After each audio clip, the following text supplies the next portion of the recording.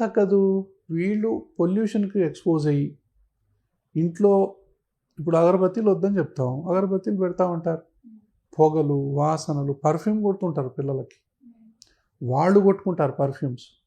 So, ఇంట్లో ఎన్నో రకాల ట్రిగ్గర్స్ ఉండటం వల్ల మాటికి ఇట్లా అవుతుంటాయి.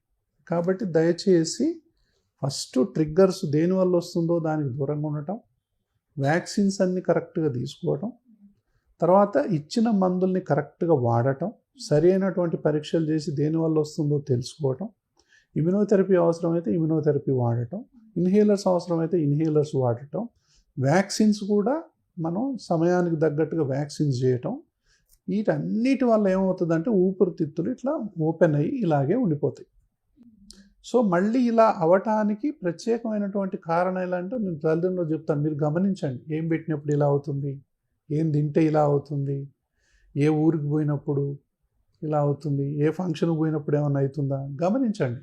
సో, దాన్ని అవాయిడ్ చేయాలి.